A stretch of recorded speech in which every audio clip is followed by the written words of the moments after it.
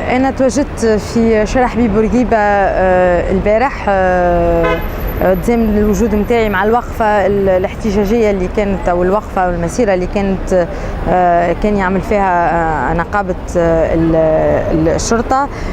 كان فما شعار وأنا قريته قبل في نهار الجمعة في البيان نتاعهم اللي هو إطلاق سراح كل الأمنيين اللي مجدودين من 14 جانفي.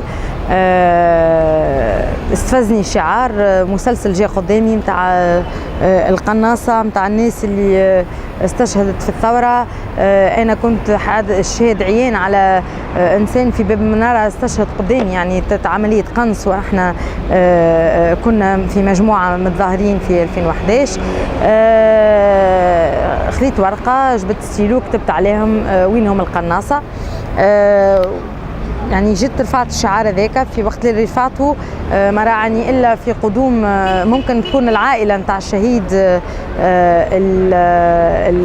سقراط، لانه هي جاء اول واحد نحى الشعار قطعوا. فانا احتجيت على اساس انه هذه ديمقراطيه، اختلاف في الراي، من حقي اني نعبر على رايي، نحترم الشهداء وذوك اولادنا، لكن من حقي اني نعبر على رايي ونقول وينهم القناصه، لاني اعتقد انه ملف القناصه مرتبط ارتباط كلي وجذري بعمليه الارهاب اللي قاعده تصير في بلادنا.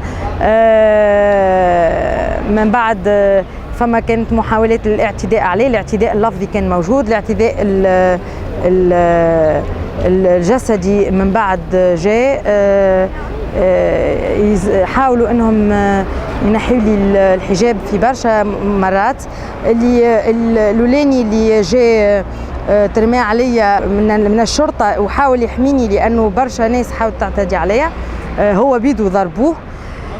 من بعد خذاني شدوني زوز سيفيل، هما ماهمش سيفيل، وقالوا لي هما من نقابه، هزوني رجعوني في وسط الفول. هناك تم الاعتداء عليا، كانوا يقولوا لي باش نقتلعوكم، باش ندخلوكم للحبس، نطلع عليكم، يسبوا فيا، كانوا في برشا كلام زايد.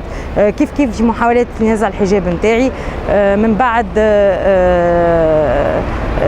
حاول فما امني زاد كيف حاول حمايتي بشتى الطرق، وتدخل مدير اقليم تونس اللي هو فكني. كانت النقابه تقول له لا خليها عندي، وهو يقول لهم لا خليها عندي. بعد هربوني غيالما، هربوني، وكانت الناس تجري في جرتي. هربوني وطلعوني على دراجه، هزوني للمنطقه نتاع باب بحر. للتوضيح، راهو في منطقه باب بحر قعدت 5 سوايع. ال5 سوايع اللي قعدتهم كانت تحفظا على سلامتي، لانه حتى جماعه من النقابه وصلوا جاوا للمنطقه وحاولوا انهم يعرفوا واش فما واش ما فماش. المنطقه يعني خلاتني، تحفظت عليا لحد جاوا المحامين وفات المسيره تفضت. ومن بعد هما اللي خلاوني اطلقوا سراحي، ما خذوا اقوالي لكن ما صححتش على محضر او حتى شيء اخر.